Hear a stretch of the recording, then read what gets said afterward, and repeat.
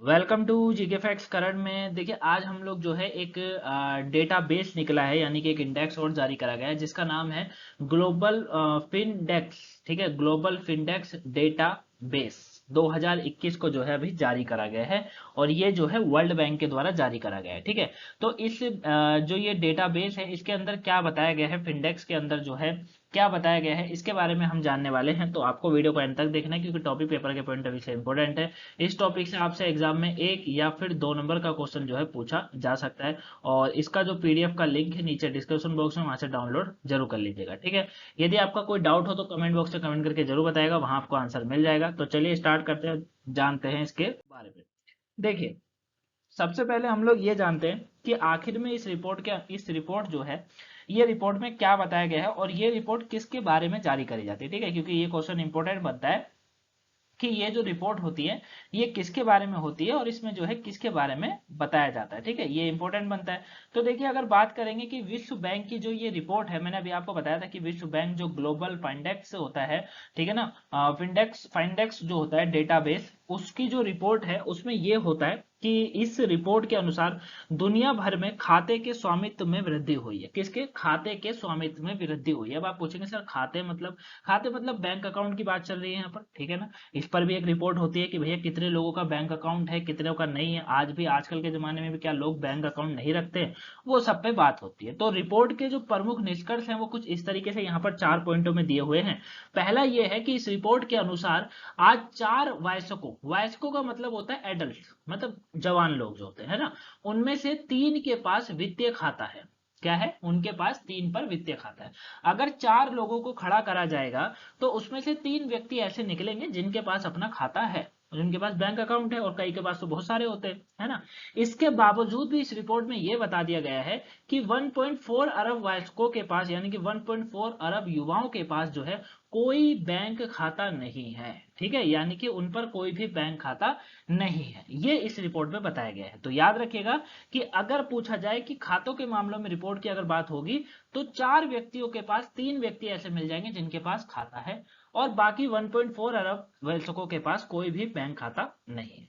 विकासशील राष्ट्रों में वेतन भुगतान निजी क्षेत्र या सरकारी क्षेत्र से 20% वयस्कों के लिए खाते में किया गया था। मतलब अगर बात करेंगे 20% वयस्कों, मतलब ये जो है वेतन भुगतान निजी क्षेत्र या सरकारी क्षेत्र से 20%, मतलब क्या होता है ना, जैसे गवर्नमेंट की बात करेंगे या प्राइवेट कंपनी उसकी बात करेंगे, तो कई प्राइवेट कंपनी ऐसे होते हैं जो बैंक खाता खुद खोल कर देती हैं, है ना। और सरकारी में तो होता ही है, सरकारी में तो कोई बात ही नहीं है। ठीक है, तो वो चीजें हैं। इनमें से लगभग 91 जो परसेंट प्राप्तकर्ता अपने खाते से डिजिटल भुगतान में शामिल थे। ठीक है ना, इन आंकड़े वाला जो है ना, ये निजी और सरकारी, इसमें से बताया जा रहा है 91% प्राप्तकर्ता अपने खाते से डिजिटल भुगतान में शामिल थे।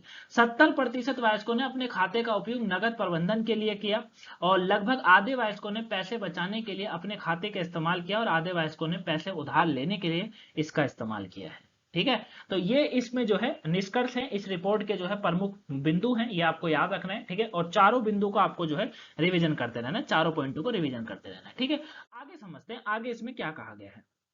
अब बात आता है पैसे बचाने का आसान तरीका इसके अंदर क्या था। तो देखिए डिजिटल भुगतान प्राप्त करना और अन्य वित्तीय सेवाओं के उपयोग के बीच संबंध के अनुसार खाता स्वामियों के लिए आवश्यक होने तक पैसा बचाना एक आसान काम बन गया है।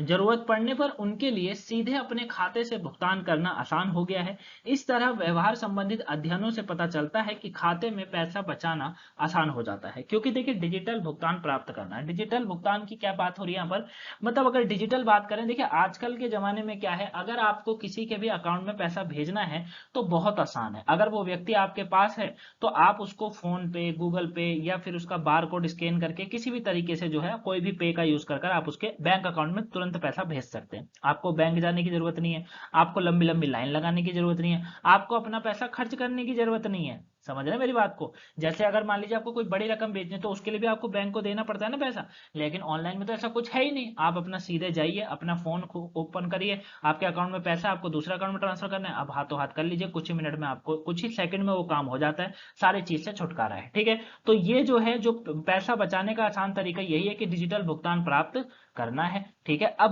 बैंक रहित वयस्कों के लिए विश्व बैंक का सुझाव, तो देखिए इसमें विश्व बैंक ने कुछ सुझाव दिए हैं। वो क्या है कि विश्व बैंक के आंकड़ों के अनुसार कई बैंक रहित वयस्क सरकार और नियुक्तियों से नियमित रूप से नगद भुगतान प्राप्त कर रहे हैं। डिजिटलीकरण के माध्यम से खाता स्वामित्व बढ़ाया जा सकता है। ठीक है ना, क्योंकि होता है ना नगद भुगतान प्राप्त करा जाता है कुछ मतलब बैंक अकाउंट खोलने के लिए, वो सब की बात यहाँ पर हो रही है। ठीक है, तो आई होप आप इसको अच्छे से समझ गए होंगे। आगे क्या कहा जा रहा है इसमें, लास्ट का पॉइंट एक और बचता है कि ये जो ग्लोबल फाइंडेक्स डेटाबेस 2021 से पता चलता है कि 39% वयस्कों या 57% जिनके पास वित्तीय संस्थान खाता है ने सरकार से धन प्राप्त करने या वेतन भुगतान प्राप्त करने के लिए जो है किसी वित्तीय संस्थान में अपना पहला खाता खोलने का विकल्प चुना है। ठीक है ना, मतलब अगर यहाँ पर अगर बात करेंगे ग्लोबल फाइंडेक्स की, तो ग्लोबल फाइंडेक्स जो डेटाबेस 2021 का है उससे यही पता चलता है कि जो 39% युवा है या 57% भी आप कह सकते हैं, 39% या 57% जिनके पास अपना वित्तीय संस्थान खाता है ना, जिनके पास क्या है अपना वित्तीय संस्थान खाता है, उन्होंने सरकार से धन प्राप्त करने या वेतन भुगतान प्राप्त करने के लिए किसी वित्तीय संस्थान में अपना पहला खाता खोलने का विकल्प चुना है। ठीक है ना, किसमें, वित्तीय संस्थान के अंदर ही अपना पहला खाता जो है खोलने का विकल्प जो है चुना है, ये आपको याद रखना है। ठीक है, तो आई होप आप इसको अच्छे से समझ गए होंगे। एक छोटा टॉपिक था लेकिन इंपॉर्टेंट था। ठीक है, आपके पेपर के पॉइंट ऑफ व्यू से तो काफी इंपॉर्टेंट है, चाहे आप किसी भी कॉम्पिटेटिव एग्जाम की तैयारी कर रहे हो, है ना। और काफी एग्जाम जो है चल रहे हैं, एमटीएस का एग्जाम चल रहा है, साथ में दिल्ली पुलिस के भी एग्जाम जल्दी से होने स्टार्ट हो जाएंगे। ठीक है, तो सभी एग्जाम की तैयारी अच्छे से करिएगा इस, और आज ईद है तो आप सभी को ईद की बहुत बहुत शुभकामनाएं। ठीक है, अच्छे से एंजॉय करिएगा। बाकी जिनों का कल परसों में कोई पेपर हो, तो मेरा तो यही सुझाव होगा कि आपको ईद तो अगले साल भी आप मना लेंगे। ठीक है, लेकिन अपनी पढ़ाई कंटिन्यू रखिए ताकि पेपर क्रैक हो सके और आपका जो सपना है वो पूर्ण हो सके। ठीक है, तो आई होप आप इस टॉपिक को अच्छे से समझ गए होंगे। अगर आपको वीडियो पसंद आई हो तो वीडियो को लाइक कर दीजिएगा, चैनल पर नए हैं सब्सक्राइब करिएगा, वीडियो को शेयर भी करिएगा ताकि और भी लोगों को पहुंच सके। और अगर आपने अभी तक चैनल को लाइक सब्सक्राइब शेयर ना करो कर दीजिए, और सुबह की करंट अफेयर वोकैबुलरी नहीं देखी हो तो देख लीजिएगा, पेपर के पॉइंट ऑफ व्यू से इंपॉर्टेंट है।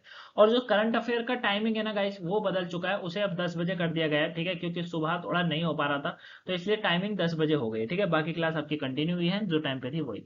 मिलेंगे नेक्स्ट वीडियो में, तब तक के लिए thank you for watching guys. Video को लाइक सब्सक्राइब शेयर करना मत भूलिएगा। Thanks for watching.